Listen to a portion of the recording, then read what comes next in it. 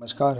आइए आज हम इस वीडियो के माध्यम से एड ग्रेड अभ्यास पुस्तिका विषय सामाजिक विज्ञान कक्षा 7 देखिए इस प्रकार से हमें कक्षा 7 के लिए विषय सामाजिक विज्ञान की न्यू एड ग्रेड अभ्यास पुस्तिका में प्रदान की गई है। आप देख सकते हैं सत्र 2024-25 के लिए यह अभ्यास पुस्तिका दी गई है। इसमें हम देखेंगे विषय सूची दी गई है, हमारा अतीत, हमारा पर्यावरण और राजनीतिक एवं सामाजिक जीवन। इसके अंतर्गत सभी अध्याय अलग अलग दिए गए हैं। इन सभी अध्याय का संपूर्ण हल हम इस चैनल के माध्यम से आसानी से समझेंगे। तो आइए देखते हैं इस वीडियो के माध्यम से अध्याय 3 भूगोल। इसके अंतर्गत हमारी बदलती पृथ्वी। इस पाठ के सभी प्रश्नों के आंसर हम किस प्रकार से अपनी पाठ्यपुस्तक से पूर्ण कर सकते हैं, आइए हम समझते हैं। देखिए, यदि आप इसी प्रकार से इसके आगे के अन्य सभी पाठ का संपूर्ण हल आप समझना चाहते हैं तो आप हमारे इस चैनल से जुड़े रहिए और इस चैनल को सब्सक्राइब अवश्य कर लें, साथ ही बेल आइकन को प्रेस जरूर कर लें ताकि आने वाले नए वीडियो सबसे पहले आप तक पहुंचते रहेंगे। तो आइए देखते हैं अध्याय 3 हमारी बदलती पृथ्वी। देखिए, इसमें प्रश्न 1 से लेकर 5 तक सही विकल्प प्रश्न दिए गए हैं, इन्हें हम आसानी से पूर्ण कर सकते हैं। आइए देखते हैं। पहला प्रश्न है, पृथ्वी के अंतर्जनित बल का उदाहरण है, तो इसका राइट आंसर है भूकंप। दूसरा है, नदियों द्वारा अपने मोड़दार मार्ग पर निर्मित स्थलाकृतियां हैं, तो इसका राइट आंसर है विसर्प। तीसरा प्रश्न है, विश्व का सबसे ऊंचा जलप्रपात है, तो इसका राइट आंसर है ए नंबर का वेनेजुएला का एजेन जलप्रपात। प्रश्न 4, समुद्री तरंगों के अपरदन एवं निक्षेपण से निम्न स्थलाकृतियों का निर्माण होता है, तो इसका राइट आंसर है समुद्री गुफा का। प्रश्न 5 है, नदी जब किसी खड़े ढाल वाले स्थान से घाटी में गिरती है तब वह बनती है जलप्रपात। तो इस प्रकार से हम प्रश्न 1 से लेकर 5 तक सही विकल्प वाले प्रश्नों को हल कर सकते हैं। इसके बाद है, रिक्त स्थानों की पूर्ति कीजिए।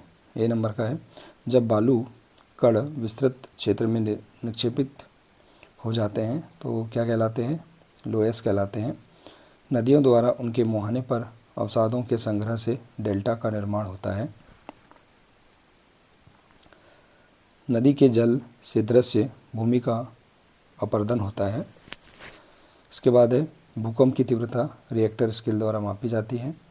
भूपर्पटी पर खुले हुए छिद्र जिनसे पिघले हुए पदार्थ अचानक निकलते हैं ज्वालामुखी कहलाते हैं। तो इस प्रकार से हम रिक्त स्थानों की पूर्ति कर सकते हैं। इसके बाद अगला प्रश्न, स्थलमंडलीय प्लेट से क्या आशय है? तो देखिए, भूपर्पटी में अनेक बड़ी एवं कुछ छोटी कठोर असमान आकार की प्लेटें होती हैं जिन पर महाद्वीप एवं महासागर की सतहें टिकी हैं, उन्हें स्थलमंडलीय प्लेट कहते हैं। इसके बाद है, बालू टिब्बा किसे कहते हैं? तो देखिए, जब पवन का बहाव रुकता है तो यह रेत गिरकर छोटी पहाड़ी बनाती है, इनको बालू टिब्बा कहते हैं। अगला प्रश्न, रेगिस्तान का मुख्य लक्षण क्या है? तो देखिए, रेगिस्तान में पवन, अपरदन एवं निक्षेपण का प्रमुख कारक है। रेगिस्तान में छत्रक के आकार के सैल पाए जाते हैं। रेगिस्तान में सामान्यतः छत्रक सैल पाए जाते हैं। इसके बाद प्रश्न, अंतर्जनित बल के कारण पृथ्वी पर कौन सी घटनाएं घटित होती हैं? तो देखिए, अंतर्जनित बल के कारण पृथ्वी पर भूकंप एवं ज्वालामुखी जैसी घटनाएं घटित होती हैं। इसके बाद है, ज्वालामुखी का चित्र बनाइए। तो देखिए, अब ज्वालामुखी का चित्र इस प्रकार से बना सकते हैं, अपनी पाठ्यपुस्तक में भी इसका चित्र दिया है। इसके बाद देखिए, अगला प्रश्न है, भूकंप के दौरान बचाव के लिए हमें कहाँ आश्रय लेना चाहिए? तो देखिए, भूकंप के दौरान रसोई घर के काउंटर या मेज के नीचे दीवार के अंदरूनी कोने में आश्रय लेना चाहिए। इसके बाद है, विसर्प। विसर्प किसे कहते हैं? जब नदी मैदानी क्षेत्र में प्रवेश करती हैं तो वह मोड़दार मार्ग पर बहने लगती हैं। नदी के इन बड़े मोड़ों को विसर्प कहते हैं। इसके बाद देखिए, अगला प्रश्न है, अपरदन व निक्षेपण में क्या अंतर है? तो देखिए, अपरदन और निक्षेपण में अंतर।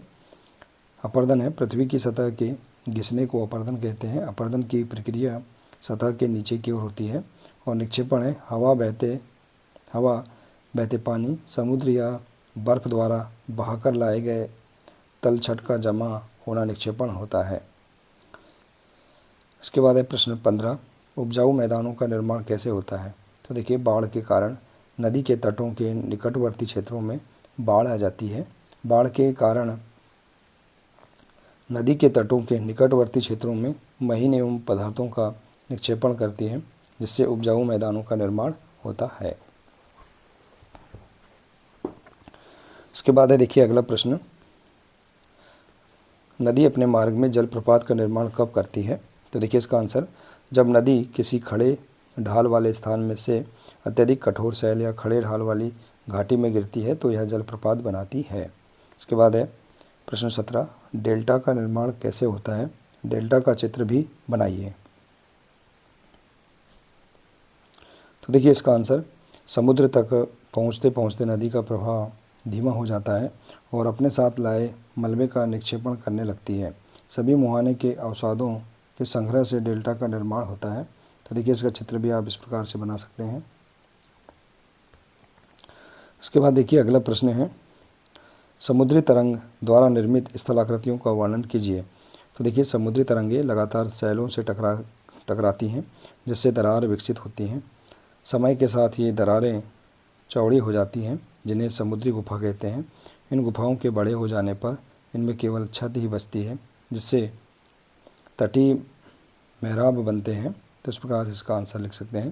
इसके बाद अगला प्रश्न है, हिमनद के कार्य लिखिए। तो देखिए, हिमनद गहरे गर्तों का निर्माण करते हैं।